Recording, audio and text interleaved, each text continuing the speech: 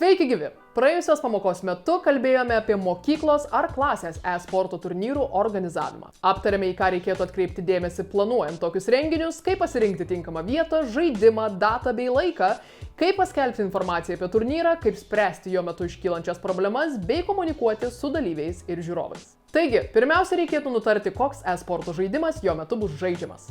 Paprastai pasirenkami komandiniai žaidimai, pavyzdžiui League of Legends, nes jis yra populiarus, o reikalavimai kompiuterio greitaveikai nėra dideli. Antra, reikėtų pagalvoti apie turnyro vietą. Tai gali būti mokyklos informacinių technologijų klasė, skaitykla ar mokyklos sporto salė.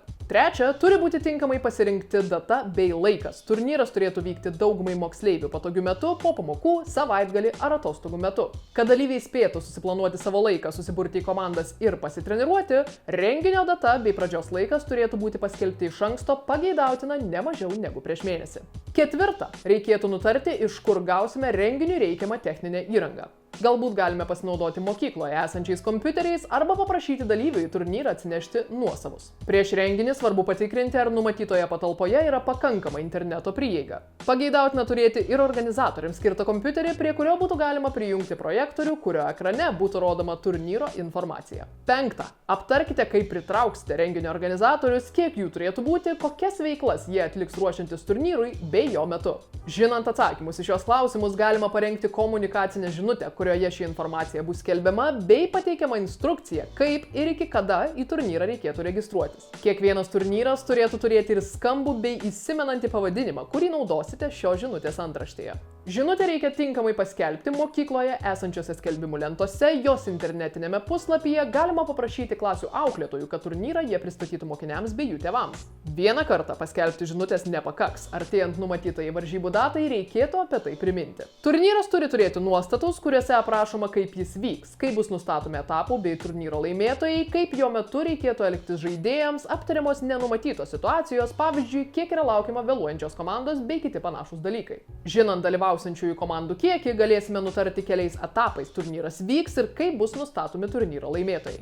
Jeigu komandų bus tik kelios, jos visos gali sužaisti tarpusavyje, o laimėtoja taps daugiausia priešininkų nugalėjusi komanda. Tuo tarpu, jei komandų užsiregistruos daug, organizuojamos atkrintamosios rungtynės, kuomet su priešininkai sužaidusi ir pralaimėjusi komanda iškrenta iš turnyro, o laimėtojai toliau žaidžia tarpusavyje. Varžybose pajėgiausiai komandai išsiaiškinti dažnai yra naudojama ir šveicariška sistema, kuomet laimėjusiai komandai yra suteikiami taškai.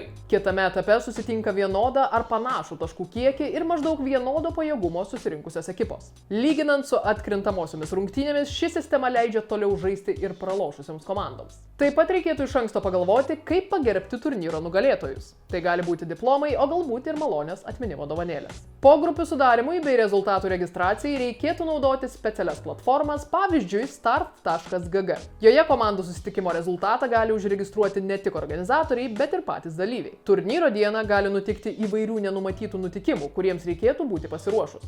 Pavyzdžiui, komandos gali vėluoti ar tiesiog nepasirodyti. Norint išspręsti šiuos ir kitus klausimus, yra labai svarbu gera komunikacija tarp organizatorių bei dalyvių ir žiūrovų tiek paties turnyro metu, tiek dar gerokai prieš jį. Viena iš populiariausių e-sporto pasaulyje platformų, padedančių sustyguoti tokią komunikaciją tiek online, tiek ir gyvose turnyruose, yra Discord. Ši internetinė platforma leidžia sukurti uždarą bendravimui skirtą erdvę, vadinamą serveriu.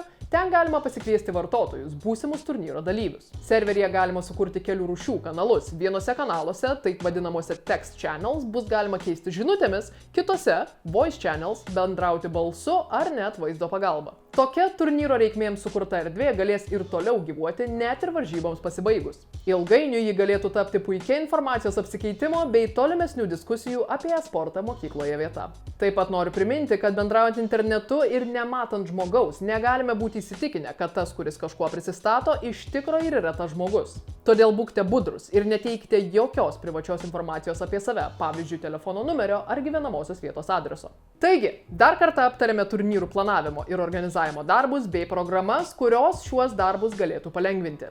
Internetinė grafikų sudarimo bei rezultatų registravimo platforma start.gg bei Discord programą, leidžiančią operatyviai talpinti reikiamą informaciją apie turnyrą bei bendrauti su dalyviais ar žiūrovais. Pamėginkite ir jūs suorganizuoti pirmąjį savo klasės ar mokyklos e-sporto turnyrą. Sėkmės!